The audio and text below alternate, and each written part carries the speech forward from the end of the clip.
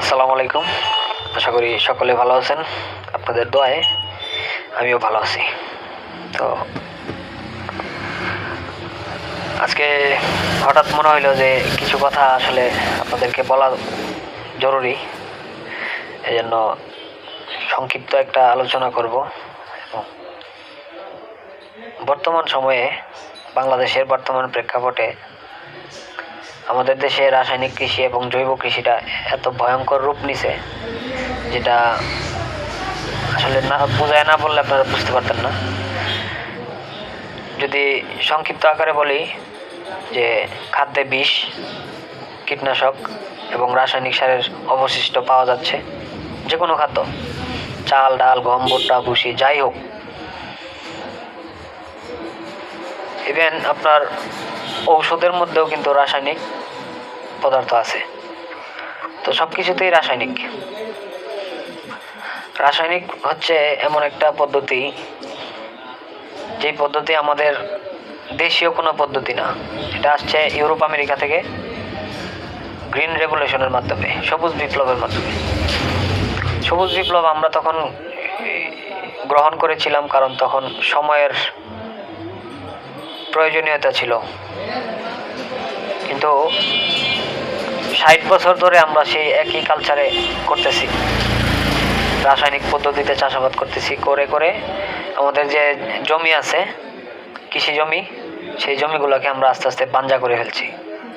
এমন পর্যায়ে গেছে এখন যে রাসায়নিক সার দিলেও দেখা যাচ্ছে যে এখানে আর কৃষি করা সম্ভব না। এরকম জমি অনেক আছে, একবারে পতিত জমি, অনুর্বর জমি, উর্বরতা নাই, জমির উর্বর শক্তি কমে গেছে, কার্বন কমে গেছে, জমির কার্বন 0.3 পর্যন্ত নেমে গেছে।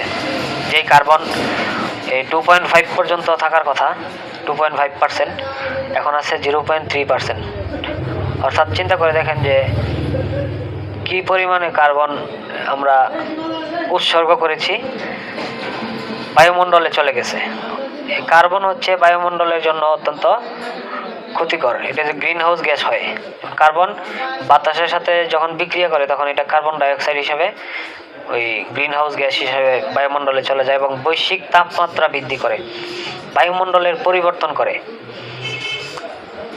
বায়ুমণ্ডল পরিবর্তন করতেছে এবং বৈশ্বিক তাপমাত্রা বৃদ্ধি হচ্ছে। গরমের সময় অতিরিক্ত গরম, শীতের সময় অতিরিক্ত শীত, আবার কোনো কোনো জায়গায় যেই জায়গায় সবসময় শীত থাকে ওই জায়গায়ও গরম লাগে, যে জায়গায় সবসময় গরম লাগে ওই জায়গাতে বৃষ্টি হয়। অনাকাঙ্ক্ষিত সব কিছু হয়ে যাচ্ছে, অর্থাৎ ক্লাইমেট চেঞ্জ হয়ে যাচ্ছে আর গ্লোবাল ওয়ার্মিং বৃদ্ধি পাচ্ছে। তো এর জন্য দায়ী হচ্ছে একমাত্র, আমি মনে করি যে সবচেয়ে বড় দায়ী হচ্ছে কৃষি সেক্টর এবং কলকারখানা, বিভিন্ন কলকারখানা, ফ্যাক্টরি, যেগুলো থেকে কালো ধোঁয়া নিঃসরিত হয় এবং কৃষি জমি থেকে বিপুল মাত্রায় কার্বন বাতাসের মাধ্যমে বিক্রিয়া করে এবং কার্বন ডাইঅক্সাইড রূপে চলে যায় এবং রাসায়নিক সার দেওয়ার ফলে অ্যামোনিয়া গ্যাস তৈরি হচ্ছে, যেটা এই গ্রিন হাউস গ্যাস। তারপরে আপনার সাথে আরেকটা কি, নাইট্রাইট অক্সাইড, এটাও গ্রিন হাউস গ্যাস। তারপরে মিথেন, গ্রিন হাউস গ্যাস। এগুলো কিন্তু বৈশ্বিক তাপমাত্রা বাড়াচ্ছে। আমাদের যে সূর্যের অতি নীল রশ্মি আছে, যেমন আলট্রাভায়োলেট যে কিরণ আছে, ওইটাকে কিন্তু ওজোন লেয়ার কিন্তু এখন আর আটকাতে পারতেছে না অনেক জায়গা থেকে। যেমন ওজনে বড় বড় ছিদ্র হয়ে গেছে ওই বৈশ্বিক তাপমাত্রা বৃদ্ধির কারণে। বায়ুমণ্ডলে পরিবর্তন আসছে, 6 ঋতু 3 ঋতু হয়ে গেছে, 2 ঋতু হয়ে গেছে কোনো কোনো জায়গায়। ভারতের অনেক জায়গায় যেখানে সব সময় শীত থাকতো, ঠান্ডা থাকতো, যেমন হিমাচল, সেখানে এখন গরম পড়া শুরু করেছে, বরফ গলতে শুরু করছে, বরফের পাহাড় আস্তে আস্তে গলতেছে, পানির লেয়ার নিচে নামতেছে, সমুদ্রের পানির লেয়ার উপরে উঠতেছে, অর্থাৎ সমুদ্রের পানির স্তর উপরে উঠতেছে, ভূগর্ভস্থ জলাশয় নিচে নামতেছে আস্তে আস্তে। মানে আমাদের পরিবেশটা এরকম হচ্ছে যে পরবর্তী প্রজন্ম যে কিভাবে সারভাইভ করবে বা কিভাবে জীবনযাপন করবে সেটা আমরা মানে শিওর বলতে পারতেছি না যে তারা আদৌ কি আমাদের মতো আমরা যেভাবে চলে গেছি, মনে করেন যে আমরা তো কোনো রকম মনে করেন খায়া বাইসা চললাম, কিন্তু পরবর্তী প্রজন্ম কিভাবে কি করবে সেটাও দেখার বিষয়। কারণ আপনি পাইছেন দেখে আপনি সব কিছু শেষ করে ফেলবেন এরকম না। প্রাকৃতিক সম্পদ কিন্তু এই অসীমিত না, সীমিত। এই জন্য আমাদের এটাকে সংরক্ষণ করতে হবে, অপচয় রোধ করতে হবে। কৃষি সেক্টর থেকে বেশিরভাগ কার্বন উৎসর্গ হয় কিভাবে? জমিতে যে থাকা কার্বন, এই কার্বনগুলোর একটা নির্দিষ্ট তাপমাত্রা আছে, যে তাপমাত্রার উপরে চলে গেলে সেই কার্বন আস্তে আস্তে জমি থেকে মুক্ত হয়, উপরের দিকে ওঠে, বাতাসের সাথে বিক্রিয়া করে কইরা কার্বন ডাইঅক্সাইড হিসেবে বায়ুমণ্ডলে চলে যায়। অর্থাৎ কার্বন আমাদেরকে মাটিতে ধরে রাখতে হবে। মাটির উর্বর শক্তি হচ্ছে কার্বন এবং নাইট্রোজেন। কার্বন এবং নাইট্রোজেন যদি আপনার জমিতে সমপরিমাণে বা অনুপাতে থাকে, ওই অনুপাতে থাকে, যেমন এই 6:1, অর্থাৎ 6 কেজি কার্বন 1 কেজি নাইট্রোজেন যদি আপনার জমিতে ওই অনুপাতে থাকে 6:1, তাহলে আপনার জমি উর্বর জমি হিসেবে ধরা হবে, বিবেচিত করা হবে। আর যদি এর কম থাকে তাহলে এটা উর্বর জমি না, অনুর্বর জমি। তো ফার্টিলাইজার আমরা কেন দেই, রাসায়নিক সার আমরা কেন দিই?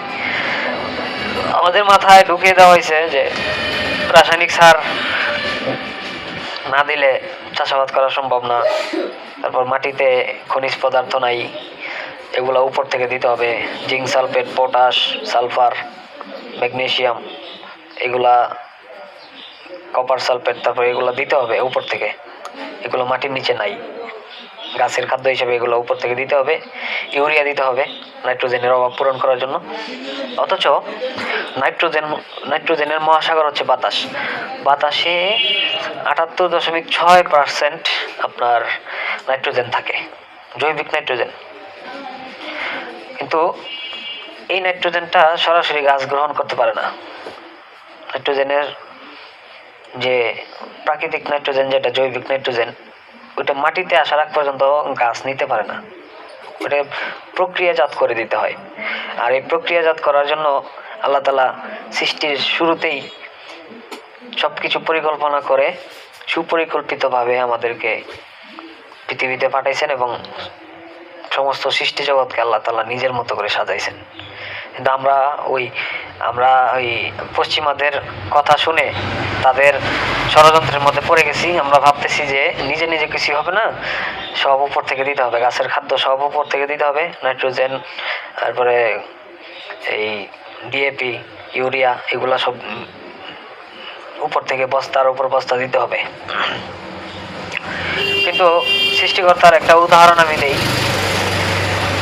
সৃষ্টিকর্তা যেভাবে প্রকৃতি সৃষ্টি করেছেন বা প্রকৃতির একটা নিয়ম অনুযায়ী কিভাবে চলতেছে, সেটা আমি একটা উদাহরণ দিই, ছোট্ট একটা উদাহরণ, সহজ উদাহরণ।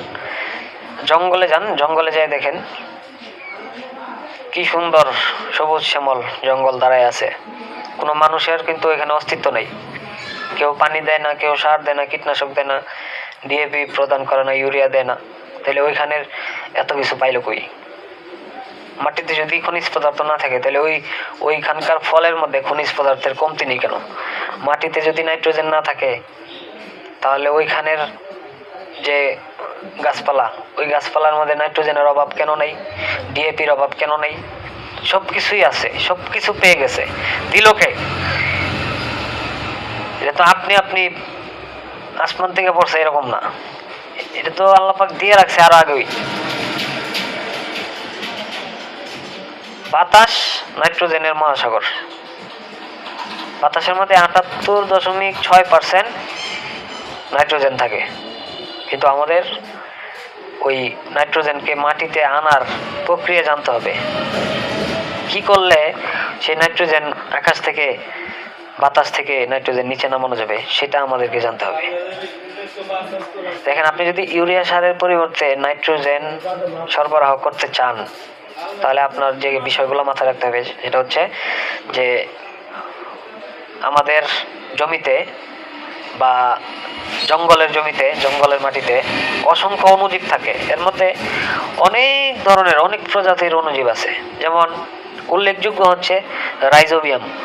রাইজোবিয়াম একটা অণুজীব, এটা একটা ব্যাকটেরিয়া। তো ব্যাকটেরিয়া, এই ব্যাকটেরিয়ার কাজ হচ্ছে বাতাস থেকে যে নাইট্রোজেন ওটা সে সংগ্রহ করে, বাতাস থেকে নাইট্রোজেনটা সংগ্রহ করে করে গাছের শিকড়ে সংগ্রহিত করে। এখন মনে করেন যে আপনার গলার মধ্যে ভাতের পাতিলা ঝুলাই দিছে, আপনি চাইলে খাইতে পারেন, যতটুকু প্রয়োজন আপনি নিয়ে নিয়ে খেতে পারেন, কিন্তু এটা আপনার না। তবে আপনার খাওয়ার অনুমতি আছে, যে আপনার যখন শর্ট পড়বে আপনি নিবেন, এর থেকে সমস্যা নেই। যদি ওইটা আমার সম্পদ, তো আমি আপনারা দিয়ে রাখলাম, আপনার প্রয়োজন হইলে আপনি এখান থেকে নিয়েন, আর এটার পরিবর্তে আমারে আপনি কিছু দিয়েন। এটা হচ্ছে একটা বিনিময় প্রথা। অর্থাৎ অণুজীব যেই নাইট্রোজেনটা বাতাস থেকে ধরে, শিকড়ে সংগ্রহিত করে, সেই শিকড়ের মাধ্যমে গাছের শরীরে প্রবেশ করে, গাছ যতটুকু প্রয়োজন ততটুকু এখান থেকে নেয়। পরিবর্তে এটার বদলা আপনার অণুজীব বলতেছে যে তুমি আমাকে কাঁচা শর্করা দিবা, চিনি। অর্থাৎ গাছ সূর্যের আলোর মাধ্যমে, সালোক সংশ্লেষণের মাধ্যমে যে খাদ্য নির্মাণ করে, প্রতি 1 বর্গফিট পাতা প্রতিদিন 4.5 গ্রাম খাদ্য নির্মাণ করে কাঁচা শর্করা। তো ওই 4.5 গ্রাম খাদ্য নির্মাণ করে, এর মধ্যে 1.5 গ্রাম খাদ্য নিজের শরীরের বিকাশের জন্য রাখে, 1.5 গ্রাম ফল বিকাশের জন্য রাখে, এবং 1.5 গ্রাম ওই অণুজীবের জন্য রিজার্ভ। এটা হচ্ছে রিজার্ভ। অর্থাৎ অণুজীবের সাথে তার একটা চুক্তি, তুমি আমাকে কাঁচা শর্করা দিবা, আমি তোমাকে নাইট্রোজেন, খনিজ পদার্থ সবকিছু আইনা রান্না করে পাকাইয়া দিব। তোমার মুখের সামনে সব কিছু আইনা রাখবো, 7, 8টা, 10টা, 15টা, যেই কয়টা আইটেম তুমি পছন্দ করো, তোমার প্রয়োজন, আমাকে শুধু বলবা, আমি সারা জমি ঘুরে নিয়ে আসবো। তো এই হচ্ছে গাছের আর অণুজীবের মধ্যে একটা সম্পর্ক, একটা কমিউনিকেশন, যোগাযোগ। অর্থাৎ অণুজীব গাছ থেকে শর্করা নিবে, কাঁচা শর্করা, আর গাছকে নাইট্রোজেন থেকে শুরু করে যত কিছু আছে, খনিজ পদার্থ, খনিজ উপাদান, সব কিছু একবারে রান্না করে তার শিকড় পর্যন্ত পৌঁছে দিবে।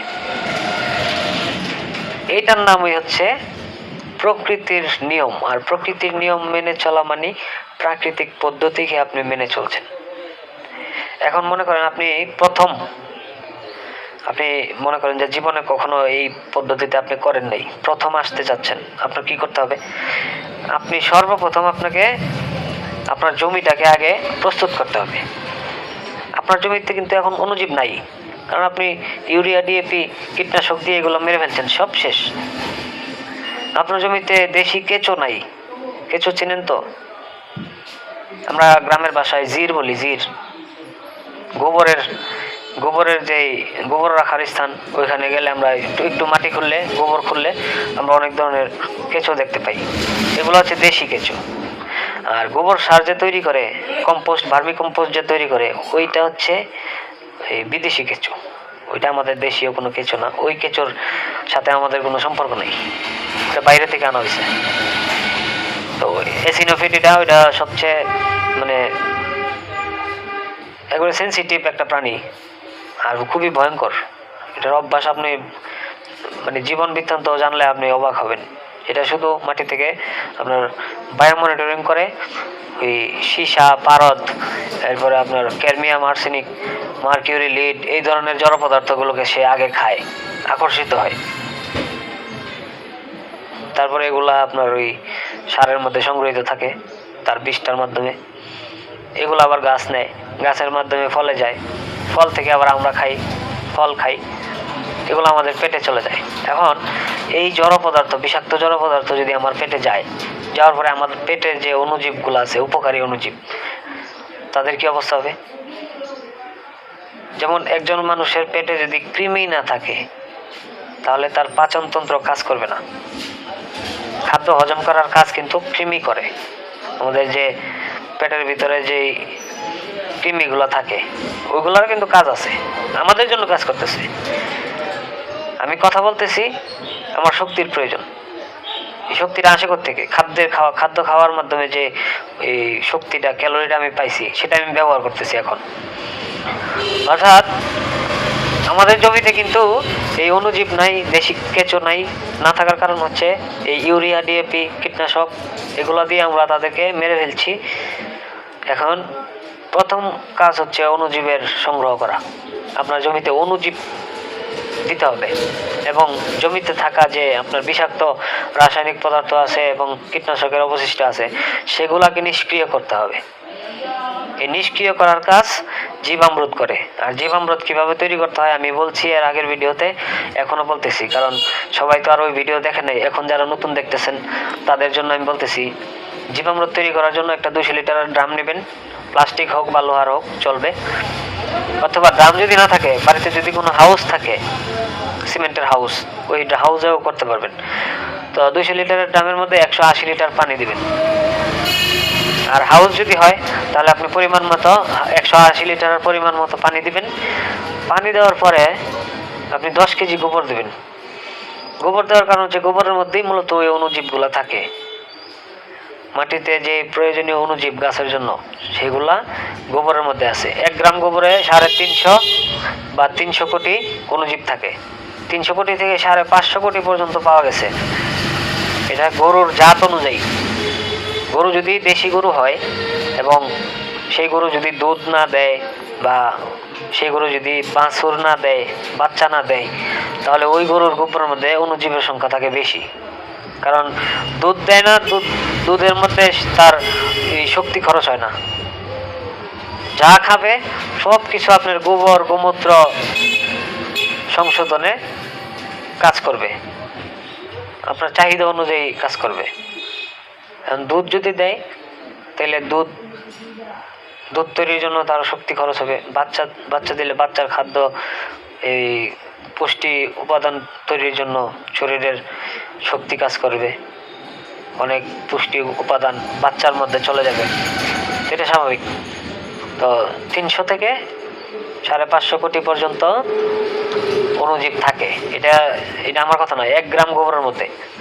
এটা আমার কোনো কথা নয়, এটা বৈজ্ঞানিক রিপোর্ট, ল্যাব টেস্টে এগুলো পাওয়া গেছে। তো আপনারা দেখবেন, ইউটিউবে সার্চ করে বা গুগলে সার্চ করে দেখবেন, 1 গ্রাম গোবরে 300 থেকে 550 পর্যন্ত পাওয়া গেছে। এই 300 কোটি থেকে 550 কোটি পর্যন্ত অণুজীব পাওয়া গেছে, যেগুলো মাটির জন্য খুবই জরুরি এবং উপকারী। গাছের সাথে তাদের একটা সম্পর্ক তৈরি হবে তাদেরকে যদি জমিতে আপনি দিতে পারেন। তো আমরা অণুজীব পেয়ে গেলাম, 10 কেজি গোবর দিলাম, এর মধ্যে 30 লক্ষ কোটি অণুজীব আমরা পানিতে দিয়ে দিলাম। তবে 30 লক্ষ কোটি অণুজীব কিন্তু আমাদের জন্য 1 একর জমির জন্য যথেষ্ট না। 1 একর মানে আমাদের দেশের 3 বিঘা, বাংলাদেশের 3 বিঘা সমান 1 একর, 100% 1 একর। অর্থাৎ আপনি আপনার ওই অণুজীবের সংখ্যা বাড়াতে হবে। বাড়ানোর জন্য আপনাকে ওই ফার্মেন্টেশন প্রক্রিয়া করতে হবে। তো এর আগে আমরা ওই যে বিষাক্ত পদার্থ আছে মাটিতে, ওইগুলো নিষ্ক্রিয় করার জন্য একটা পদার্থ দিব, সেটা হচ্ছে গোমূত্র। গরুর যে মূত্র, গোমূত্র বলা হয়, কাউ ইউরিন। ইউরিনের মধ্যে অনেক ধরনের এই জীবাণুনাশক আছে, জন্তুনাশক আছে, তারপরে বালাইনাশক আছে, অনেক ধরনের মানে খনিজ উপাদান আছে এবং রোগ প্রতিরোধ ক্ষমতা আছে। তো ওইটা আমি 10 লিটার গোমূত্র সেই টাঙ্কিতে বা ড্রামে দিয়ে দিলাম। গোবর 10 কেজি, 10 লিটার গোমূত্র, পানি 180 লিটার। ও এরপরে এখন প্রসেসিং হচ্ছে ফার্মেন্টেশন প্রক্রিয়া। গোমূত্রটা দেওয়ার ফলে কি হবে, যে গোবরের মধ্যে যদি কোনো ক্ষতিকর উপাদান থেকে থাকে তবে সেটা নিষ্ক্রিয় হবে, এবং কোনো ক্ষতিকর ফাঙ্গাস বা ছত্রাক যদি থাকে তাহলে সেটা দমন হয়ে যাবে অটোমেটিক। গোমূত্রের মধ্যে অনেক পাওয়ার, মানে একটা ঔষধি গুণ সম্পন্ন জিনিস, যেটা খাওয়া যায় না কিন্তু যদি কোনো ক্ষতের মধ্যে আপনি লাগাই দেন, যেমন আপনার হাত কেটে গেছে, পা কেটে গেছে, আপনি একটু লাগাই দেন গোমূত্র, দেখবেন যে সাথে সাথে আপনি মানে একটু পাইতেছেন, স্বস্তি পাইতেছেন, ঠান্ডা লাগতেছে। তো এটা একটা কাজ করে, ভালো কাজ করে। ট্রাই করে দেখেন, যদি কারো হাত পাও কাটে কৃষি কাজ করতে গিয়ে গরুর গোমূত্র নিয়ে ভরাই দেন, লাগাই দেন, দেখবেন যে ভালোই দেব। এটার মধ্যে জীবাণুনাশক এবং অ্যান্টিসেপটিক বলতে পারেন আপনি। দিলাম। তো আমার ছত্রাক এগুলা ক্ষতিকর যদি কোনো ফাঙ্গাস বা ছত্রাক থেকে থাকে, ব্যাকটেরিয়া থেকে থাকে, তাহলে সেটা নিরাময় হয়ে গেল। এখন শুধু আছে শুধু উপকারী অণুজীবগুলা রয়ে গেছে, এবং আমাদেরকে এগুলা বৃদ্ধি করতে হবে, সংখ্যায় বাড়াতে হবে। এই জন্য আমাদের প্রয়োজন গুড়। গুড় মানে মিষ্টি পদার্থ। যেমন আখের গুড় আছে, খেজুরের গুড় আছে। আখের গুড়টা সবচেয়ে ভালো রেজাল্ট হয়। তো আখের গুড়টা আপনি পানিতে ভিজিয়ে একটু গলিয়ে নেবেন, যাতে চাক্কারা না থাকে। চাক্কা থাকলে কিন্তু হবে না, একবারে মিশিয়ে নিতে হবে পানির মতো। মিশিয়ে আপনি ওই আপনার ড্রামে ঢেলে দেন। এরপরে দিতে হবে আপনার 2 কেজি পরিমাণ, 2 কেজি গুড় দিলেন, 2 কেজি পরিমাণ বেসন দিতে হবে। ওই ছোলা বুটের বেসন বা ডালের বেসন, যেটা আপনার ভালো লাগে, সস্তা যেটা ওইটাই দিন। ডালের বেসনটা মনে হয় সস্তা, বুটের ডালেরটা, তো ওইটাই দিন, কাজ হবে, সমস্যা নেই। তো বেসন কেন? বেসন হচ্ছে এই অণুজীবগুলা এখন ফার্মেন্টেশন প্রক্রিয়া চলতেছে, তো তারা তাদের ওই জীবিকার জন্য বা শক্তির জন্য তাদের প্রোটিনের প্রয়োজন। তো প্রোটিন সবচেয়ে বেশি থাকে ডালের আটা, যেমন বেসনের মধ্যে সবচেয়ে বেশি প্রোটিনের মাত্রা থাকে। তো তাদেরকে প্রোটিন দিয়ে দিলাম। এখন তারা প্রতি 20 মিনিটে ডাবল হবে, প্রতি 20 মিনিটে মাল্টিপ্লাই হবে। অর্থাৎ প্রতি 20 মিনিটে যেমন 30 লক্ষ কোটি অণুজীব আমরা দিয়েছি এটার ভিতরে 10 কেজি গোবরের মাধ্যমে। তো এখন এটা বৃদ্ধি হবে, প্রতি 20 মিনিটে দ্বিগুণ হবে। অর্থাৎ 20 মিনিট পরে এটা 60 লক্ষ কোটি, 40 মিনিট পরে 120 লক্ষ কোটি। তো এইভাবে 2 দিন আর 40 ঘন্টা যদি আপনি রাখেন, হিসাব করে দেখেন, কোনো কম্পিউটারের মনে হয় যে হিসাব করা সম্ভব না যে কি পরিমাণে অণুজীব হবে। সুপার কম্পিউটারে হিসাব করা যাবে না যে এই পরিমাণ আপনার অণুজীব হবে। ফার্মেন্টেশন প্রক্রিয়া, এর কোষ বিভাজনের ফলে তাদেরকে সংখ্যা বৃদ্ধি করানো হয়। সায়েন্টিফিক, এটা কিন্তু বিজ্ঞানসম্মত, এটা আমার মুখের কথা না, এটা আমরা ল্যাব টেস্টে প্রমাণ পেয়েছি। এবং যে কথাগুলো বলতেছি মোটামুটি বিজ্ঞানের বাইরে গেলে আপনার মানার দরকার নেই, চলে যাবেন। আর যে অবশ্য আপনি ছোট্ট একটা জমিতে করেন, যেমন আপনার 1 বিঘা জমি, আপনি 2% ভিতরে এই পদ্ধতিতে করে দেখেন, আর বাকিটা আপনি রাসায়নিকই করেন, সমস্যা নেই। তো আপনি প্রথম বছর দেখেন, রিস্ক যদি নিতে না চান যে ফলন হবে কিনা আগে দেখি, তো এই জন্য বলতেছি যে আপনি আগে অল্প অল্প করে দেখেন, আপনার সাহস হবে, পরবর্তীতে আপনি একটু বাড়াবেন। এরপরের বছর যদি মনে হয় যে আপনি পুরোটাতে করতে পারেন, নাহলে অর্ধেকে করেন, নাহলে এক পা জায়গার মধ্যে করেন, সমস্যা কি? আপনাকে তো আমি প্রেশার ক্রিয়েট করতেছি না, যে এটা আপনার ভালোর জন্য বলতেছি যে জমির জন্য সবচেয়ে জরুরি জিনিস হচ্ছে জীবামৃত। জীবামৃত দিলে জমিতে যে অণুজীবগুলো যায়, ওই অণুজীবগুলো মাটির জন্য অত্যন্ত উপকারী, গাছের জন্য উপকারী। এটা মাটিতে গিয়ে কিন্তু বসে থাকবে না, তারা সংখ্যা বৃদ্ধি করবে, আরো তাদের বংশ বিস্তার করবে, কোষ বিভাজন করবে, যদিও একটু স্লো করবে, কারণ এখন তো আমরা গাজন প্রক্রিয়া বা ফার্মেন্টেশন প্রক্রিয়ায় বাড়াইলাম, কিন্তু জমিতে তো আর গাজন প্রক্রিয়া করতেছি না। জমিতে গিয়ে তারা স্বাভাবিকভাবে তাদের বংশ বৃদ্ধি করবে। আর এখন কিন্তু আমরা দ্রুত বংশ বৃদ্ধি করাইছি ফার্মেন্টেশন প্রক্রিয়ায়।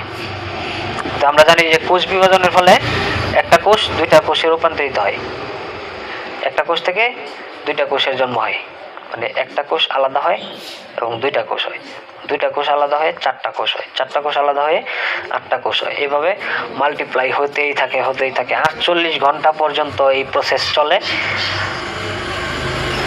এরপরে কোনো সুপার কম্পিউটারে এর সংখ্যা বের করা যাবে না, এত সংখ্যায় বৃদ্ধি পায়, অগণিত, অসংখ্য। সুতরাং জীবামৃত আমরা তৈরি করলাম কিভাবে? বেসন দেওয়ার পরে সকাল বিকাল যে কোনো একটা লাঠি দিয়ে ঘড়ির কাঁটা যেভাবে ঘুরে ড্রামের ভিতরে নেড়ে দিলাম, সকালে একবার বিকালে একবার 2 মিনিট করে নাড়া দিলে হবে। পাটের ছলা দিয়ে ড্রামের মুখটা ঢেকে দিবেন, বৃষ্টির পানি এবং রৌদ্র যাতে না লাগে। বৃষ্টির পানি যাতে না পড়ে ভিতরে, রৌদ্র সরাসরি রৌদ্রে রাখবেন না, ছায়াযুক্ত স্থানে রাখবেন। বৃষ্টির পানি এবং রোদ থেকে বাঁচায় রাখবেন, এটা মাথায় রাখবেন, সতর্ক থাকবেন। আর 2 দিন পরে যখন এটা তৈরি হবে, গোবর যেন জমিতে না যায়। আমি তো 10 কেজি গোবর দিয়েছি, এটার মধ্যে গোবর আছে না, গোবর যাতে আমার জমিতে প্রবেশ না করে এই জন্য আপনি এটাকে ছেঁকে নেবেন, ভালো করে ছেঁকে শুধু পানিটা নেবেন। কারণ এই অণুজীবের আকার এত ছোট হয়, মাইক্রোস্কোপ ছাড়া আসলে দেখা সম্ভব না খালি চোখে। এই জন্য আপনি যখন ছেঁকে নেবেন তখন গোবরটা থেকে যাবে ড্রামে, আর জীবামৃত আপনি পানিটা আপনি নিয়ে যাবেন। এরপরে যে অবশিষ্ট গোবরটা রেখে দিলেন ড্রামের মধ্যে, ওই ড্রামের মধ্যে আবার 180 লিটার পানি দেন, দিয়ে আবার সেম প্রসেস সকাল বিকাল নাড়া দেন 2 দিন বা বড় জোর 3 দিন, 3 দিন রাখেন। রাখার পরে আবার জীবামৃত তৈরি হয়ে গেল। অর্থাৎ 10 কেজি গোবর দিয়ে আমি 2 বার প্রয়োগ করতে পারবো একই জমিতে। কারণ ওই গোবরের মধ্যে আমার কিছু ওই বেসন বা মিষ্টি পদার্থ রয়ে গেছে, এজন্য আমি পরবর্তীতে আবার তৈরি করলাম, তৈরি করে ওই একই জমিতে আবার দিয়ে দিলাম। 1 একর জমির জন্য এই 200 লিটার জীবামৃত মাসে একবার যথেষ্ট। এখন বলতে পারেন ভাই কি কইতাছেন, মাথার উপর দিয়ে যাইতেছে কথা। মাথার উপর দিয়া গেলে আমার কিছু করার নাই, মাথার ভিতরে ঢোকান কথাগুলা, ঢুকাইতে পারলে আপনার জন্য ভালো। আমার জমির চাষকৃত ধান 2000 টাকা মন বিক্রি হয়, আপনার জমিতে চাষকৃত ধান 1200 টাকায় নিতে চায় না। খুব জোরে বলে 1200 টাকা নিতে পারেন, কিন্তু আমারটা 2000 টাকা মন অগ্রিম টাকা দিয়ে রাখে বড় বড় অফিসাররা, বড় বড় সরকারি কর্মকর্তারা এবং সাধারণ মানুষও আছে এর মধ্যে, যারা সচেতন নাগরিক, যারা বোঝে যে এই পদ্ধতিতে বিষ নাই, রাসায়নিক সার নাই। বিষ এবং রাসায়নিক সার যে ক্ষতিকর, এটা বোঝার আর কোনো বাকি আছে কিছু? যদি বোঝার বাকি থাকে তাহলে একটু খাইয়া দেখবেন। যদি আপনি ভালো থাকেন তাহলে আপনি চাষ করেন, রাসায়নিক চাষ করেন, সমস্যা নেই। আর যদি দেখেন যে আপনি বিছনায় পড়ে গেছেন গা বা মারা গেছেন, তো মারা যাওয়ার আগে ওই পোলাপানরে কয়ে যায় যে রাসায়নিক কৃষি আর করিস না। আবার আমি বলছি দেখে যে ওই সত্যি সত্যি খাইয়া ফেলবেন, এরকম করেন না। কোনদিন দেখছেন খাইয়া? খুবই ডেঞ্জারাস। আমরা বাংলাদেশের মানুষ কতটা বোকা হইলে পশ্চিমাদের ষড়যন্ত্রের মধ্যে পড়ি। ভারত পড়লো আগে, ভারতের পাঞ্জাবের একটা শহরে, একটা গ্রামে এই প্রথম সবুজ বিপ্লবের প্রথম একটা উদ্ভাবন হয়। তখন ভারত এবং বাংলাদেশের মধ্যে খাদ্যের খুব দুর্ভিক্ষ, তারা অন্য দেশ থেকে খাদ্য আমদানি করতে হইতো, রাশিয়া, ইউক্রেন থেকে, চায়না থেকে, বিভিন্ন দেশ থেকে আনতে হইতো। ভারতের সরকার, তৎকালীন সরকার ভাবছে যে যদি এর মধ্যে এইটার মাধ্যমে যদি কৃষকরা স্বাবলম্বী হয় বা দেশের খাদ্যে স্বয়ংসম্পূর্ণ হতে পারে, কিছু ফলন বাড়ে, ভালো, দ্বিগুণ ফসল, 3 গুণ। কৃষক দেখছে চমৎকার, করছে তাদের পায়ে নমস্কার। ভারতের কৃষকদের একটা অভ্যাস, যেখানে চমৎকার সেখানে নমস্কার। ভারতের দেখা দেখি, আমরা তো ভারতের পার্শ্ববর্তী দেশ, ভারত যা করবে আমরাই তা করবো, স্বাভাবিক। সঙ্গ দোষে লোহা ভাসে, ভারত করছে আমরাও করছি। ভারতের কিছুদিন পরেই কিন্তু আমাদের দেশে এটা প্রবেশ করছে, আগে কিন্তু ভারতে আসছে, মেইন ডোজ দিয়ে গেছে ভারতে। কারণ ভারত পৃথিবীর মধ্যে যেসব কৃষি প্রধান দেশ আছে, ভারত তার মধ্যে একটা। এবং ভারতের সাথে বাংলাদেশ, পুরো ভারত বাংলাদেশকে ঘিরে রাখছে 3 দিক দিয়ে। তো তারা চিন্তা করছে যে ভারতে ভাইরাসটা ঢুকাই দেই, অটোমেটিক বাংলাদেশ সহ পার্শ্ববর্তী দেশ অটোমেটিক পাবে, ভারতের ফলন বেশি দেখবে, তারাও লোভে পড়বে, লোভে পড়ে নমস্কার করতে করতে আমাদের কাছে আসবে এবং সার কীটনাশক এগুলো কিনে নিয়ে যাবে, বীজ কিনে নিয়ে যাবে, উন্নত বীজ, সংকর বীজ, জেনেটিক্যালি মডিফাইড বীজ। দেখেন, জেনেটিক্যালি মডিফাইড করা বীজ আমরা কিনি, জিনগত পরিবর্তন, বংশগত পরিবর্তন। একটা হচ্ছে সংকর বীজ। সংকর বীজ হচ্ছে মিশ্র ফসল, যেমন ধানের একটা জাত আরেকটা জাত একসাথে লাগাইলেন, এখন 2টা ধানের মধ্যে এই সংকরায়ন হইল বাতাসের মাধ্যমে বা মৌমাছির মাধ্যমে, একটার মৌমাছি আরেকটা দিয়ে বইছে, এরকম একটার এই পরাগরেণু থেকে আরেকটা পরাগরেণুতে বীজ চলে গেছে। তো এটা কিন্তু এই 2টা থেকে যে ধানটা পরবর্তীতে মানে জন্ম হবে, ওই ধানটা কিন্তু আরেকটা জাত হিসেবে এরকম প্রসেস করে 2-3 বছর প্রসেস করলে আপনার আরেকটা জাত তৈরি হয়, নতুন একটা জাত। তো তারা এইভাবে সংকর বীজ মানে তৈরি করে। সংকর বীজ তৈরি করা তেমন কোনো ভুল না, এটা ঠিক আছে, প্রকৃতিতে এটা আছে। কারণ প্রকৃতিতে এক ধরনের ধান বীজ নাই বা এক ধরনের কোনো ফল বীজ নেই, প্রত্যেকটার সাথে প্রত্যেকটা সংকরায়ন হয়, হইতে হইতে হইতে হইতে জৈব ভিন্নতা তৈরি হয়, মানে জৈবিক পরিবর্তন তৈরি হয়। ওটা হচ্ছে ন্যাচারাল, প্রাকৃতিক। কিন্তু একটার জিন থেকে আরেকটার জিন প্রতিস্থাপন করে দিলেন, আরেকটা জিনের মধ্যে এটার জিন নিয়ে প্রতিস্থাপন করে দিলেন, তাহলে এটা হচ্ছে আপনার মডিফাই করা, নিজে নিজে মানুষের দ্বারা মডিফাই করা হয়েছে, জেনেটিক্যালি এটা মডিফাই করা হয়েছে। তো এই বীজের একটা বাজে অভ্যাস আছে, এটা ওই প্রয়োজনের চেয়ে বেশি সংগ্রহ করে। মানে আপনার দরকার হয়েছে 10 গ্রাম খাদ্য, মাটি থেকে আপনি নিলেন 20 গ্রাম, কারণ আপনার দরকার 10 গ্রাম নাইট্রোজেন তো নাইট্রোজেন রূপে নিতে পারে না, গাছ নেয় নাইট্রেট হিসাবে। আর নাইট্রেট হচ্ছে বিষাক্ত রাসায়নিক, যেটা রাসায়নিকটাকে নাইট্রেট হিসেবে গ্রহণ করে, এটা বিষাক্ত। তো 10% কাজে লাগে আর 10% ডালপালার মধ্যে, ফলের মধ্যে সংগ্রহিত থাকে। এটা আমাদের খাদ্যের মাধ্যমে আমরা গ্রহণ করি, আমাদের পেটে নাইট্রেট যাওয়ার পরে অণুজীবের সর্বনাশ, ভিতরে থাকা যত কোষ আছে, উপকারী কোষ আছে, এরপরে অণুজীব আছে, সব কিছু শেষ, রোগ প্রতিরোধ ক্ষমতা শেষ, কিডনিতে সমস্যা হইতেছে, হার্টের সমস্যা হইতেছে, ডায়াবেটিস হইতেছে, প্রস্রাবের সমস্যা হইতেছে, জ্বর আসলে অ্যান্টিবায়োটিক না খাইলে তো কোনো জ্বর থামার কোনো নাম নেই না। আগে একটা এইচ ট্যাবলেট খাইলে পানিতে নামতে হইতো ঘামের ছুটে, এখন তো আর এরকম হয় না। এইচ ট্যাবলেট না, শুধু অ্যান্টিবায়োটিক দিলেও 1 সপ্তাহের উপরে লাগে জ্বর ভালো হইতে, শুধু জ্বর। আর আগের মানুষ এক সময় জ্বর আসলে কয়দিন, 1 দিনই ভালো যেত, বড় জোর 2 দিন। এখনকার মানুষ পোলট্রি মোরগ আছে না, পোলট্রি মোরগের চেয়ে খারাপ হয়ে গেছে। মানুষের বডি রোগ প্রতিরোধ ক্ষমতা এমন নিচে নামছে, এমনও রিপোর্ট আমরা দেখছি যে মানুষ আস্তে আস্তে সন্তান জন্ম দেওয়ার ক্ষমতা হারিয়ে ফেলতেছে। পপুলেশন কন্ট্রোল কিন্তু অটোমেটিক হয়ে যেতেছে, পরিবার পরিকল্পনা, ফ্যামিলি প্ল্যানিং অটোমেটিক হয়ে যেতেছে। ফ্যামিলি প্ল্যানিং করার দরকার নেই, এখন অটোমেটিক সন্তান জন্ম দেওয়ার ক্ষমতা কমে গেছে। এর কারণ কি? এর কারণ আপনি যে সারাদিন যা খাইতেছেন সবই তো বিষ। আপনি বিশ্বাস না হইলে আপনি ল্যাব টেস্ট করান গিয়া, খাবারের কোনো স্বাদ আছে এখন বর্তমানে?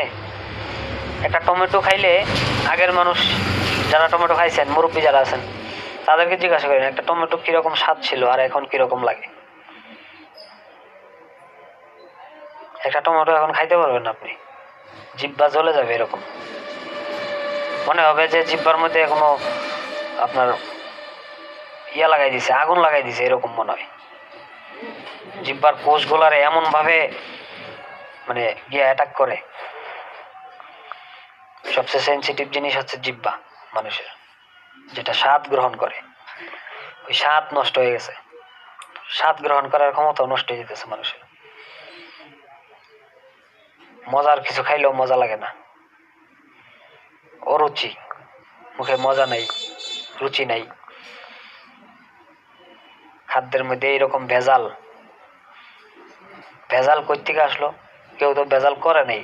মনে করেন যে সবাই ভালো, সব মানুষ ভালো, খাদ্যে কোনো ভেজাল নাই। চালের মধ্যে পাথর মিশায় না, বা কংক্রিটের গুঁড়া মিশায় না, অথবা আপনার তেলের মধ্যে পাম অয়েল মিশায় না। ধরেন কেউ কিচ্ছু করে না, দুর্নীতি করে না, সবাই ভালো। এরপরেও তো আয় করতেছে কই থেকে? আপনার আমার কর্মের ফল এটা। রাসায়নিক কৃষি করতেছেন কইরা দুনিয়ার সব মানুষ এটি খাওয়াইতেছেন, নিজেও খাইতেছেন, পাপ কামাইতেছেন, পাপ কামাইতেছেন নিজের অজান্তে। জানেন না, আপনি নিজে জানেন না যে এটা বিষ। আর যারা জানেন, জানিও করতেছেন, কারণ এর ছাড়া আর উপায় নেই। আমরা সবচেয়ে বড় ভুল কোন জায়গায় হয়? যে মানুষ মনে করে যে এ ছাড়া আর উপায় নাই। আমি করতেছি না, আমার কৃষক ভাইরা করতেছে না, আমাদের গ্রুপের সবাই করতেছে না। ভারতের 70 লাখ কৃষক এই পদ্ধতিতে স্বাবলম্বী। তাদের কোনো চিন্তাই নেই, এখন ঘর থেকে বের হয় না, ঋণ নাই পকেটে, পকেট ভর্তি ফল, পকেটে ভৈরা ভৈরা হাঁটতেছে আর খাইতেছে, বৈশা বৈশা খাইতেছে নিজের গাছের ফল। ঋণ নাই 1 টাকাও। ঋণ থাকবে কিভাবে? সার কিনতে হয় না, কীটনাশক কিনতে হয় না, রাসায়নিক সার, কীটনাশক, এগুলো যদি খরচটা বেঁচে যায়, তাহলে কৃষক তো আর কোনো টেনশনই থাকে না। যে 10 একর জমি করে, তার সার লাগে মাসে কয় লাখ টাকা, বছরে লোন নিয়ে সার কিনতে হয়। যদি ফসল নষ্ট হয়ে যায়, সব শেষ, ঋণ কিন্তু রয়ে গেছে। ট্রাক্টর কিনে কিস্তির উপরে লোন নেয়া, ফলন ভালো হইলে লোন দিতে পারে, ফলন দেয় না, ট্রাক্টরও নিয়ে যায়, ঋণের জায়গার থেকে জায়গা। তো মানুষ এখন ঋণ মুক্ত। ভারতের 70 লক্ষ কৃষক বর্তমানে এই পদ্ধতিতে করতেছে, আর বাংলাদেশে মাত্র 3000 কৃষক হাতে গোনা এই পদ্ধতিতে করতেছে, আর বাকি কৃষকরা ডরাইতেছে। আরে ভাই, ভয়ের কিচ্ছু নাই তো। আমি তো বলতেছি যে আপনি আপনার 1 বিঘা জমির পুরা 1 বিঘাতে এই পদ্ধতিতে করেন না, অল্প করেন, অল্প অল্প করে বাড়ান। ভালো ফলন দিলে বাড়ান, ভালো ফলন না দিলে শেষ, বাদ দেন। ট্রাই তো করবেন, চেষ্টা তো করবেন। কর্ম করতে করতে তো আমল যাইতেছে গা। এই পদ্ধতি বের হয়েছে আজকে 11 বছর চলে। আমি প্রশিক্ষণ নিয়েছি আজকে 6 বছর চলে। আমি যেদিন প্রশিক্ষণ নেওয়া শেষ, ওই দিন থেকে আমি আইসা ট্রাই করা শুরু করছি। এখন আপনারা জানেন না, অনেকে না যাই না, অনেকে কি করবেন না করবেন কিছু বুঝেন না, তো আপনারা করতেছেন না আর কি। তো আমি বলতেছি আপনাদেরকে 100% মানে নিশ্চয়তা দিতেছি, আশ্বাস দিতেছি, ইনশাল্লাহ ব্যর্থ হবেন না, সফল হবেন। কইরা দেখেন। আর এই প্রশিক্ষণ নিতে হইলে আপনার কোনো টাকা পয়সা খরচ হয় না। আমি প্রশিক্ষণ নিচ্ছি, আমার 1 টাকাও খরচ হয়নি। শুধু যাওয়া আসার গাড়ি ভাড়া, থাকা খাওয়ার খরচ, এটাই, আর কিছু না। তাও যেখানে থাকছি সেখানকার যে একটা ছাড় দিছে আমাদেরকে, যেই খাবার আপনার হোটেল থেকে খেলে 70 টাকা মানে প্রতি বেলাতে লাগতো, 30 টাকায় ওই খাবার দিছে আমাদের। কারণ ওই যে প্রশিক্ষণ যে বিল্ডিংয়ে করা হয়েছে, ওই বিল্ডিংয়ের মালিকও এই পদ্ধতিতে চাষাবাদ করে। উনি এত কম খরচে চাষাবাদ করতে পারে এবং কোনো ঋণ নাই, কোনো চাপ নাই। উনি প্রশিক্ষণের ব্যবস্থা করে দিয়েছেন এবং উনি আমাদেরকে এই খাবারের যে সার্ভিসটা দিয়েছেন, থাকার যে সার্ভিসটা দিয়েছেন, থাকছি তো ফ্রি, থাকার কোনো পয়সা নেয় নাই, কিন্তু খাবার দিছে একবারে ফ্রেশ, বিষমুক্ত। আমার এখনো মুখে লেগে আছে স্বাদ। সবজি খাইছি, সবজির স্বাদ এখনো ভুলি না আমি। চিন্তা করেন, পালং শাক খাইছিলাম, লাল শাক খাইছিলাম, তারপরে আপনার ওই যে ব্রোকলি, আর এই ব্রোকলির কথা বললে লাভ নাই। ব্রোকলি যে এত মজা, কাঁচা ব্রোকলি আমি খাই ফেলতাম যদি পাইতাম সামনে। এত মজার, এত স্বাদের। আসলে যখন সৃষ্টিকর্তার আইন অনুযায়ী আপনি কোনো কিছু করবেন, ওটার মধ্যে আলাদা একটা মজা থাকবে, আলাদা একটা শান্তি থাকবে। আলাদা একটা অনুভূতি থাকবে। তো সেটাই আমি ওইখানে গিয়ে দেখছি। ওইখানকার মানুষ যারা কৃষিকাজ এই পদ্ধতিতে করছেন তাদের মানসিকতা ছিল অন্যরকম। আপনার মানসিকতা যদি ভালো না হয়, আপনি এই পদ্ধতিতে করতে পারবেন না। তো কারণ আপনার মানসিকতা হচ্ছে যে ওই যে আপনার ওই পশ্চিমা দাদা ভাইরা যে এইভাবে বলে গেছে, সেভাবে না করলে হয়তো না। এই চিন্তা নিয়ে বসে থাকেন, দুনিয়া অনেক আগে চলে যাব, আপনি থাকবেন পিছে। আপনি বলবেন যে আচ্ছা আমার পাশের জমিতে যদি কেউ করে হ্যাটটা দেখে আমি করব না।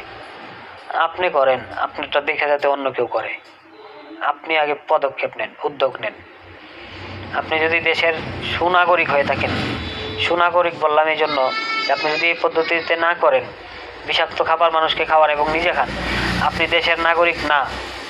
আপনাকে এই কথা বলার অধিকার নেই, কারণ আপনি দেশের হাজার হাজার লক্ষ লক্ষ মানুষকে বিষাক্ত খাবার দিয়ে তার ক্যান্সার হতে সাহায্য করতেছেন, ডায়াবেটিস হওয়ার জন্য সাহায্য করতেছেন, হার্ট অ্যাটাকের জন্য সাহায্য করতেছেন। আপনার রোগ প্রতিরোধ ক্ষমতা কমে যাচ্ছে, আপনার নিজের জন্য আপনি নিজে দায়ী। আপনি আপনার নিজেকে শেষ করে দিতেছেন। এই কথা চিন্তা করলে তো ভয় করে। এটা আত্মহত্যার সামিল। নিজেকে তিলে তিলে শেষ করা, একবারে মেরে ফেলা আর তিলে তিলে শেষ করা একই জিনিস, শুধু সময়ের ব্যবধান। হয়তো 2 বছর পরে মরবো, 2 বছর আগে মরবো, একই তো কথা। আস্তে আস্তে মরলাম, রোগ বাসা বাঁধলো, হাসপাতালে চিকিৎসাধীন অবস্থায় মরলাম, বাড়িতে বিছনায় শুয়ে মরলাম। বিভিন্ন ধরনের কথা বলা যায়, কিন্তু আসলে যারা উদ্যোগ নিতে চান, আমি দেখলাম যে আমাদের এই পদ্ধতিতে বাংলাদেশের বেশিরভাগ যুবকরাই এগিয়ে আসছেন এবং ম্যাক্সিমাম অফ দ্য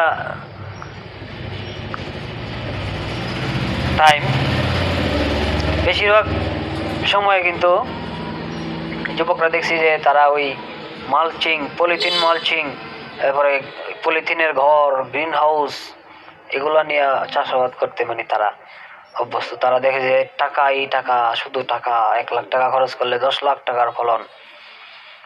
1 লাখ টাকা তো খরচ করার দরকার নেই, 2000 টাকা খরচ করেন। 1 লাখ টাকার জায়গায় 2000, 5000 টাকা খরচ করেন, এর চেয়ে ভালো ফলন হবে ইনশাআল্লাহ। এর চেয়েও ভালো ফলন হবে যদি আপনি জানেন। মোট কথা, আপনাকে গুমরা করা হচ্ছে। এই আমেরিকার দালাল বাংলাদেশে ছড়াই দিছে, সারা পৃথিবীতে ছড়াই দিছে। প্রত্যেকটা জায়গায় আপনি পাবেন। কৃষি অফিসারদেরকে আপনি ভালো বলতেছেন, কৃষি অফিসার, কৃষি বিজ্ঞানী সবাই তো তাদের দালাল। প্রচার করতেছে রাসায়নিক কৃষির প্রচার। এবছর ফলন হয় নাই, আচ্ছা ঠিক আছে বাড়াই দেন, এটা বাড়াই দেন, ইউরিয়া বাড়াই দেন, ডিএপি বাড়াই দেন। এই বীজ দেওয়া হয় না, আচ্ছা অন্য বীজ দেই, জেনেটিক্যালি মডিফাইড বীজ, উন্নত বীজ, হাইব্রিড, এইভাবে চলতেছে। সুতরাং আপনি বের হতে চাচ্ছেন কিন্তু বের হতে পারতেছেন না। ওই যে দালাল ঘুরতেছে সারা দেশে, প্রত্যেকটা এলাকার মধ্যে একটা করে দালাল আপনি পাবেনই। সারের বিজ্ঞাপন করবে, ওই মাইকিং করে, ওই রাস্তা দিয়ে মাইকিং করবে, এই কোম্পানির কীটনাশক দিলে গাছের ফলন ভালো হয়, পোকামাকড় ধরে না, এই কোম্পানির ভিটামিন হরমোন দিলে গাছের বৃদ্ধি ভালো হয়। মাইকিং করতেছে। দালাল না হলে মাইকিং করতো? দালাল বলতে কি, যে প্রচার করে, সহযোগিতা করে, সেই দালাল। সুতরাং আমরা দালালের হাত থেকে বাঁচতে হবে। দালালকে বলবো, দালাল তুমি মাইকিং করো, আমার কানে তোলা আছে, আমার কানে তোলা দিয়ে রাখছি, তুমি মাইকিং করো, প্রচার করো। আমি কিছু শুনি না, তোমার কথা আমি শুনি না। আমি যদি তাদের কাছ থেকে সার না কিনি, সার মূলত কি? সার কি গাছের খাদ্য? সার গাছের খাদ্য না। গাছের প্রয়োজনীয় সব কিছু মাটিতে আছে, সব কিছু হাওয়া বাতাস পানির মধ্যে আছে। সূর্যের আলো থেকে গাছের খাদ্য নির্মাণ হয়। গাছ কি সার নিয়ে খাদ্য নির্মাণ করে? সার নিয়ে আসে, সারগুলো নিয়ে বডিতে জমা করে, মাটি থেকে খনিজ পদার্থ নিয়ে বডিতে জমায়। যদি কোনো কিছুর অভাব দরকার হয় তাহলে সেটা অভাবটা পূরণ করে। সার বলতে আমরা যেটা বুঝি যে ওই ইউরিয়া, ডিএপি, পটাশ, মাইট্টা সার, ব্যবসার, এগুলো বলে আর কি। ব্যবসারই মূলত ডিএপি সার, এই যে মাটির মতো দেখতে, মাটির কালার ওইটা, লাল সার, সাদা সার, সবুজ সার সব আছে। অর্থাৎ মাটির খাদ্য সার হিসেবে বুঝি, সার কিন্তু মাটির খাদ্য না। ইউরিয়া থেকে গাছ কিনে নাইট্রোজেন নেই, আর নাইট্রোজেন যদি আপনি আপনার জমিতে সরবরাহ করতে পারেন, বাতাস থেকে যদি নাইট্রোজেন নামাইতে পারেন, তাহলে ইউরিয়া লাগতেছে না। খনিজ উপাদান যদি আপনি মাটির তল থেকে বের করতে পারেন প্রাকৃতিক নিয়মে, তাহলে আপনার ডিএপি দেওয়ান লাগতেছে না, সবুজ সার দেওয়ান লাগতেছে না, মাইট্টা সার দেওয়ান লাগতেছে না। তা আপনি সব কিছু যদি নিজে থেকে মাটির নিচ থেকে উঠাইতে পারেন, বাতাস থেকে নামাইতে পারেন, তাহলে আর আপনার সার দেওয়ার প্রয়োজনীয়তা কোথায়? কিন্তু তারা তো আপনাকে এই পরামর্শ দিবে না ভাই। তারা এই পরামর্শ দিলে কমিশন দিবে কে? কমিশন পাবে যে এলাকায় যত বেশি কীটনাশক বিক্রি হবে, যেই কোম্পানির কীটনাশক বিক্রি হবে, ওই এলাকার যে দালাল, সবচেয়ে বড় দালাল, তার প্রফিট বেশি হবে। অর্থাৎ যে ওষুধটা আপনি বেশি বিক্রি হবে ওই ওষুধটাই কমিশনটা বেশি, এবং ওই কোম্পানি তাকে বিপুল মাত্রায় কমিশন দেবে। তার জীবন এইভাবেই চলে, দালালি করে। আর আমরা প্রচার করতেছি প্রাকৃতিক কৃষি, আমাদের পকেটে কিন্তু 1 টাকা ঢুকে না, অন্যের টাকা আমাদের পকেটে ঢুকে না।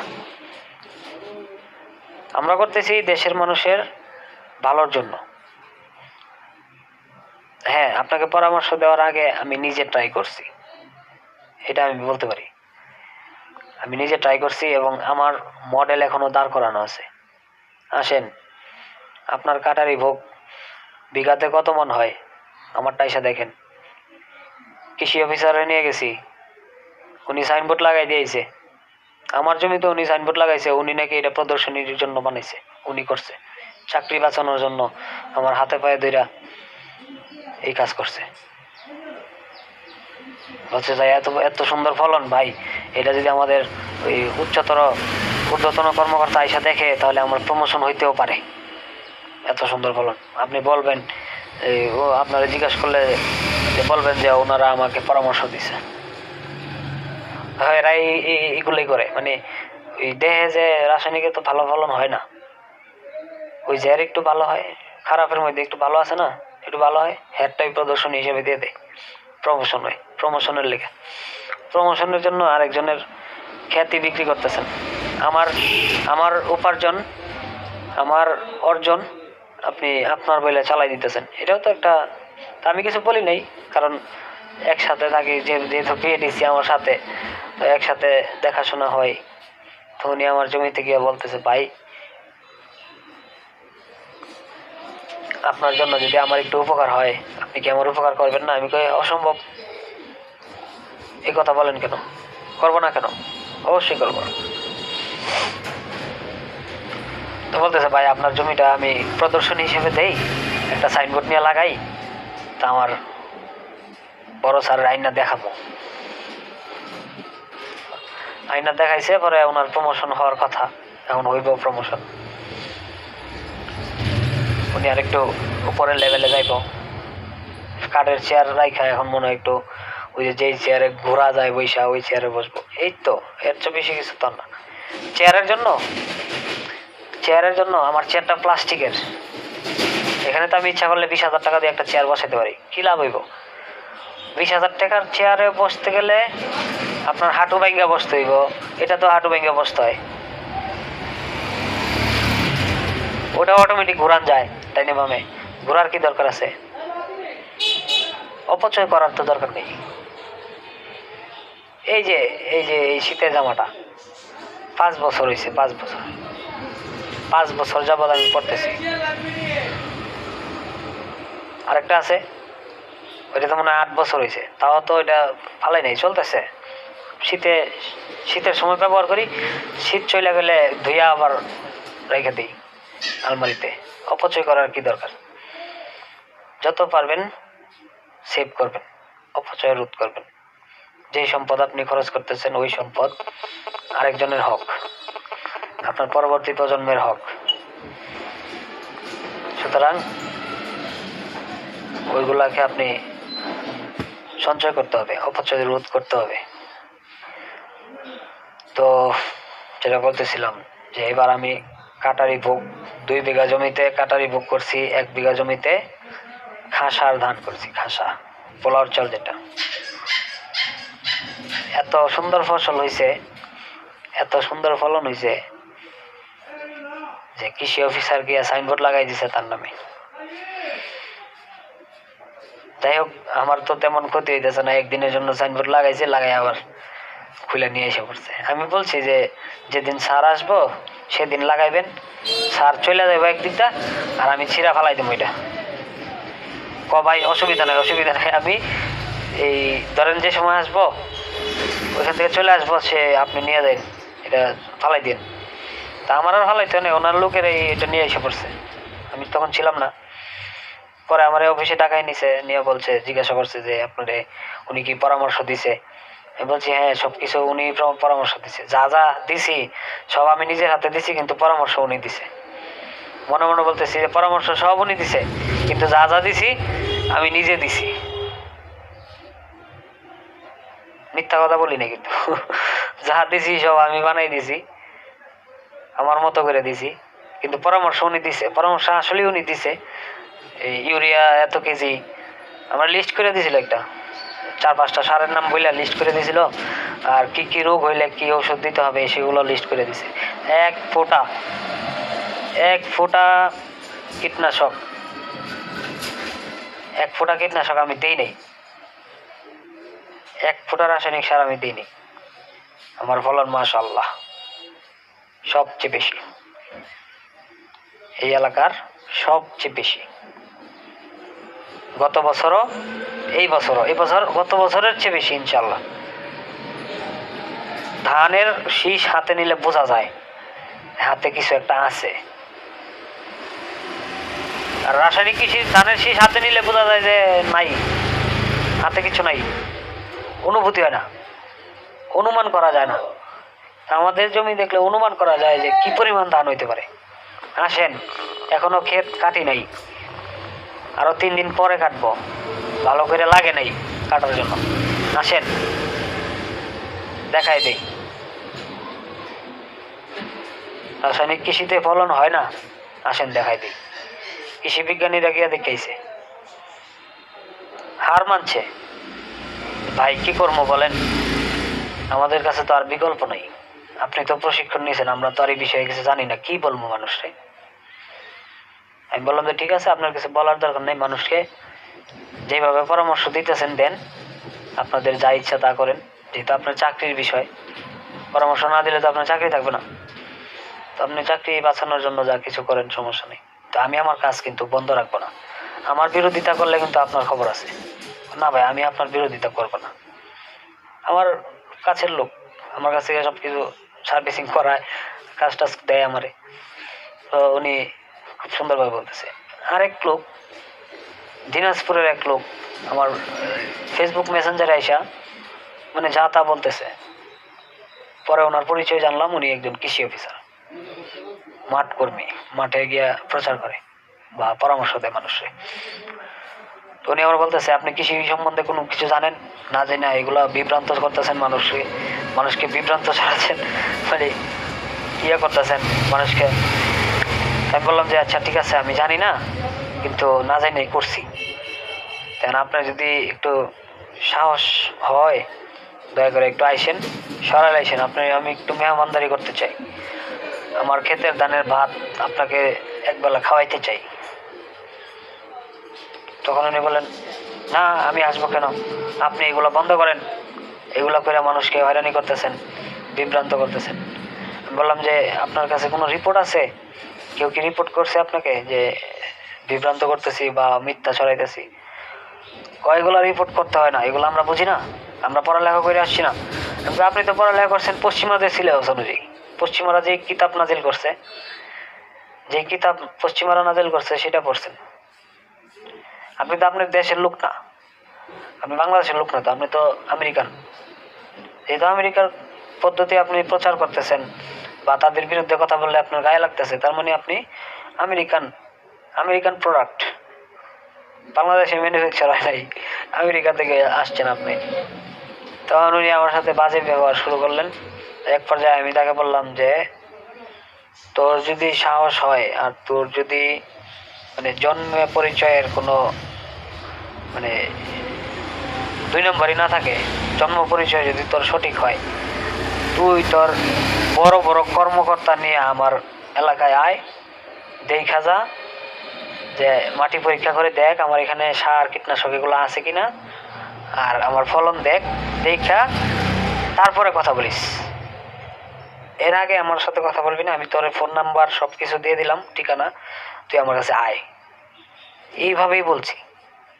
ভয় কিসের? আমার কাছে মডেল আছে, প্রমাণ আছে। আমার কলা বাগান নরসিংদীতে 2টা দাঁড়ানো, কলা নেওয়ার জন্য মানুষ ফোন দিয়ে সিরিয়াল লাগায়। একবার যে কলা নিয়ে খাইছে আর একবার যে আমার ঘরে এসে ভাত খাইছে। আমি তো ধান বিক্রি করি না, পুরাটা ধান আমি নিজস্ব লোকদের সাথে পরামর্শ করি, কইরা যার যার নেওয়ার নাম দেয়, টাকা দেয়, দিলে এগুলারে চাল করি, চাল করে বিক্রি করি। ধান বিক্রি করি না। ধান বিক্রি করলে এটা কই যাইব কোনো শিওর আছে? কত রাসায়নিক ধানের সাথে মিশবো, দরকার আছে? আমি আলাদাভাবে আমার ধানটাকে প্রসেসিং করে চাল করি, কোনো পলিশিং করি না। পলিশ করলে কিন্তু ওই ভাতের যে চালের গুণাবলী, প্রোটিন বা ফাইবার বা যেটাই থাকে, কি থাকে আমি জানি না, যেটা জানি না সেটা বলার দরকার নেই, যা পুষ্টি উপাদান থাকে বেশিরভাগ ওই ইয়াতে চলে যায়, পলিশিংয়ের মধ্যে চলে যায়, চাল চিকন করতে গিয়ে চলে যায়। তো চাল তো আমাদের এমনি চিকন, আর চিকন করার কি দরকার? এই ভাত যে একবার খাইছে চাল নিয়ে, চালের মন 3600 টাকা মন বিক্রি হয় এই কাটারি বুক। অথচ লোকাল মার্কেটে কিন্তু অনেক কম, রাসায়নিকটা অনেক কম, কিন্তু আমাদের কাছে অগ্রিম টাকা দিয়া 3600 টাকা মন দরে তারা নিয়ে যায়। 80 টাকার উপরে কেজি পড়ে। তারপরও তারা মানে সিরিয়াল দিয়ে রাখে। এই বছর আমি একজনকে দিতে পারি নাই, তার জন্য উনি আমার দোকানের আশপাশ দিয়ে আগে আসতো, ভালো মন্দ জিজ্ঞেস করতে। এই বছর দেই নেই দেখা সে আমার সাথে মানে কথা বলে না। আমি ওনাকে কথা বুঝাইলাম যে ভাই আপনি দেরি করে ফেলছেন, আর একটু আগে দিতেন আপনার নামটা এন্ট্রি করে রাখতাম। টাকা কিন্তু কারোর কাছ থেকে অগ্রিম নিই, শুধু নাম এন্ট্রি করে রাখছি। টাকার কোনো, এখানে টাকা দিয়ে আমরা কোনো কিছু করতেছি না। টাকা যে পারছে দিয়ে গেছে, এগুলো বাধ্যবাধকতা নাই যে টাকা দিয়ে যেতে হইব নাহলে পাবেন না। নাম যার আছে তার বাড়িতে চাল পৌঁছে যাবে। সর্বনিম্ন 1 মন এক একজনের লেখাবে। 17 জন নাম দিছে, 17 জনের 17 মন। আর এর মধ্যে 2-1 জন আছে যে 2 মন নিবে, 3 মন নিবে, এরকম প্রায় 35 মন পর্যন্ত আমরা মানে মিলাইছি। তো এবছর ইনশাল্লাহ তাদের ঘাটতি পূরণ করতে পারবো। তো এইভাবে ছোট্ট আকারে করতেছি। তো নিজস্ব যেহেতু জমি নাই, জমা নিয়ে করতে হয়। নিজস্ব জমি থাকলে আরো লাভ, কারণ কাউকে টাকা দিতে হবে না।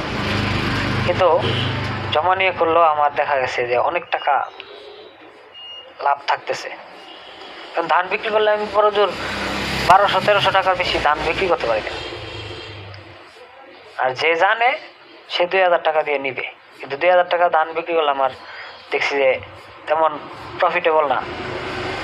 আমি স্মার্ট কৃষি করতেছি, বিষমুক্ত কৃষি করতেছি। এখন যদি আমার প্রফিট না থাকে তাহলে আমি সামনে কিভাবে আগাবো? আমার দেখা দেখি অন্যরা কিভাবে আসবে? এই যে এই বছর দেখেন আমার ফলন দেখা পাশের জমির কয়েকজন বলতেছে যে ভাই আপনি আমাদেরকে যদি একটু সময় দিতেন, শুধু ধান চাষটা কিভাবে করতে হয় আমাদেরকে একটু শিখান। আমি বললাম যে শুধু ধান চাষ করবেন, অন্য কিছু করবেন না? আমরা তো ধান ক্ষেত ছাড়া আর কিছু নাই, শুধু ধানটা আমরা শিখান। ঠিক আছে, আমি যখন আমার জমিতে যখন যেভাবে যা করব আপনাদেরকে বলবো, আপনারা ওই অনুযায়ী করেন। ঠিক আছে ভাই, অনেক উপকার হইব। সরাইলের মানুষ এমনিতেও আমার খুব ভালোবাসে। আর তা যাদেরকে আমি কথা বলছি যে আপনাদেরকে শিখাই দিব, নতুন যারা উদ্যোগ নিতে চায় তো তারা অনেক খুশি হয়েছে যে ভাই আর ভাল লাগতেছে না, এই সার বিষ এটা দিতে দিতে দিতে তেনা তেনা হয়ে গেছি গা। এরপর যদি কোনো রকমের নষ্ট হয়ে যায়, অনেক সময় বিষ একটু বেশি বললে, কীটনাশক একটু বেশি বললে সে ক্ষেতের কাম শেষ। সুতরাং আমরা মাটিকে ব্যবহার করি, মাটিতে বিদ্যমান সকল কিছুকে ব্যবহার করি, হাওয়া বাতাসকে ব্যবহার করি, সূর্যের আলো সৃষ্টিকর্তার দেওয়া ওইটাকে ব্যবহার করি, পানি সৃষ্টিকর্তার দেওয়া ওইটাকে ব্যবহার করি, বাতাসে নাইট্রোজেন ওইটাকে ব্যবহার করি, কার্বন ডাইঅক্সাইড ব্যবহার করি। শুধু ব্যবহার করি তা না, সৎ ব্যবহার করি এবং নিরাপদ খাদ্য উৎপাদনে আমরা কাজ করি। নিরাপদ খাদ্য উৎপাদনের জন্য সকলকে এগিয়ে আসতে হবে। আর সকলকে আমার একটাই আহ্বান, যাদের চাকরি করার ইচ্ছা ভবিষ্যতে পড়ালেখা শেষ করে, তারা চাকরির পিছনে না দৌড়াইয়া চাকরি পাওয়ার আগ পর্যন্ত অন্তত কৃষিকাজের উপরে থাকেন।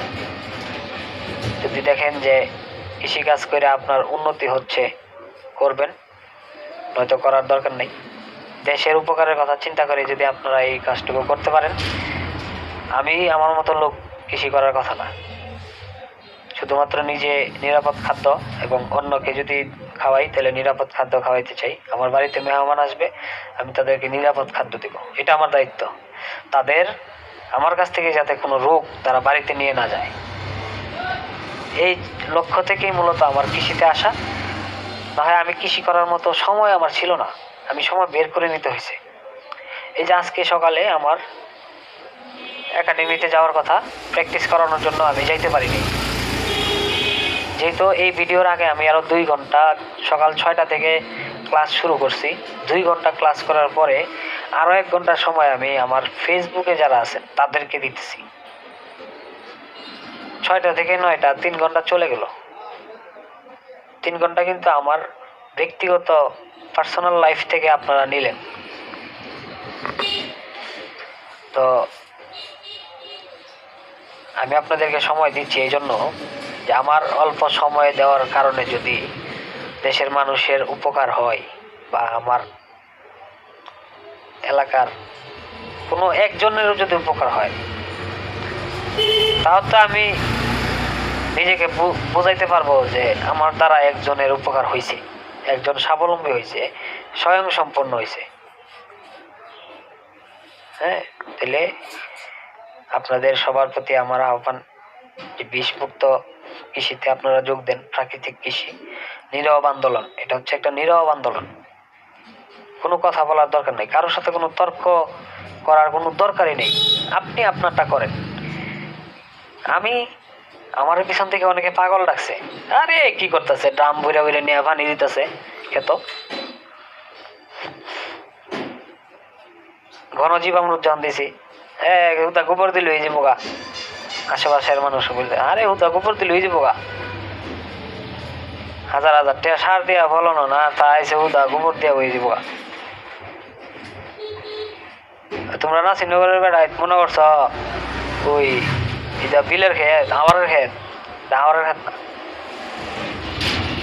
না, বুঝাই না, টানের ক্ষেত, টান জায়গার ক্ষেত, সার ভরতে ভরতে এটা অভ্যাস হয়ে গেছে সারের প্রতি।